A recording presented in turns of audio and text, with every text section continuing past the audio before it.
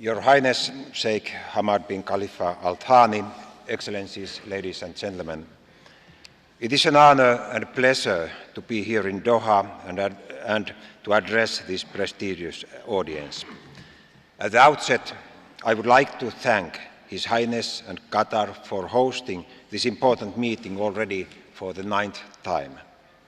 Again, the Forum has successfully brought together a wide range of high-level participants from governments, business, the academic world, media, NGOs, and other institutions from the region and beyond.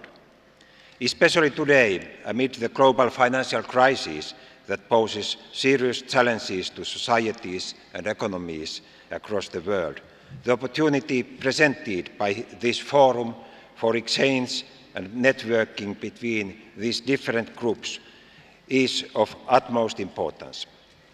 First and foremost, we need to work together to tackle this crisis that affects us all.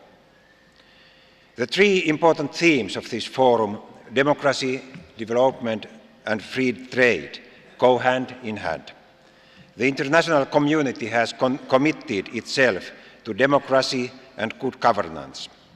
Democracy, rule of law, respect of human rights, and a dynamic civil society create the preconditions for socially sustainable development, poverty reduction, and sustainable economic growth.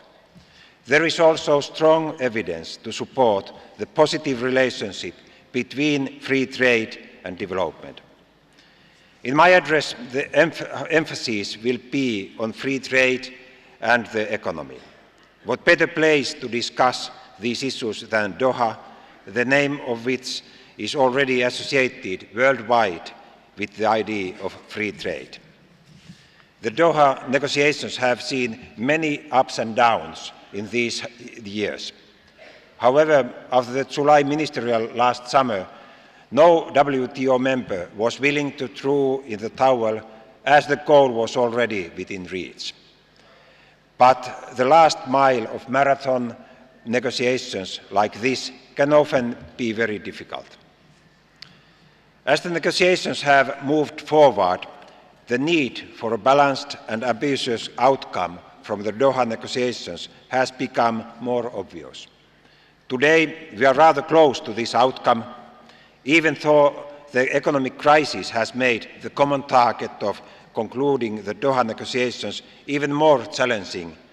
It has also made it more inevitable. Protectionists or trade restrictive measures could be an easy short-term solution, but in the long run they can provoke a backlash to all trading nations.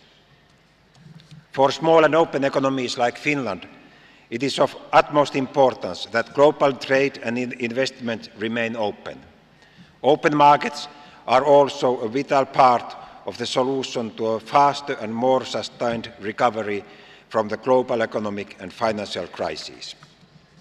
Excellencies, ladies and gentlemen, globalization means not only taking advantage of global markets, but also bearing global responsibility. We must be able to address climate change and other long-term environmental problems. Therefore, clean technologies are among the key areas with vast future growth potential.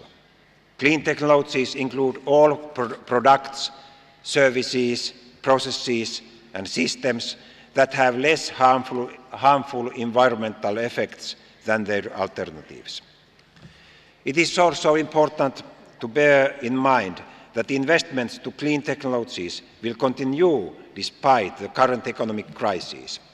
This is because companies gain from investing in technologies using considerable less inputs that are becoming more and more valuable, for example, raw materials, water, and energy. Therefore, developing better technologies brings competitive advantage today and will continue to do so in the future. Enhancing the market-based development and dissemination of energy-efficient solutions will also be set at top of the agenda in upcoming international climate negotiations. Many readily available technologies exist with low or even negative cost. Up to 70% of emission reductions required until 2030 can be met with existing or near-commercial technologies. Know-how, technology and innovation should be the cornerstones of climate policy at all levels. Ladies and gentlemen, one challenge for the development of clean technologies is the differing environmental standards in different countries that distort competition. To ensure a level playing field for the business and industry worldwide, all companies competing in the global market should have the same level of requirements. No company should have an advantage over its competitors by operating in a country that has low environmental standards. I would also like to stress the importance of strong respect for intellectual property rights, which is vital to drive innovation and technology transfer. Excellencies, ladies and gentlemen, in Europe, we follow the developments and discussions in the Gulf Cooperation Council with great interest. The GCC Common Market was launched at the beginning of 2008, and preparations for the GCC Monetary Union are underway.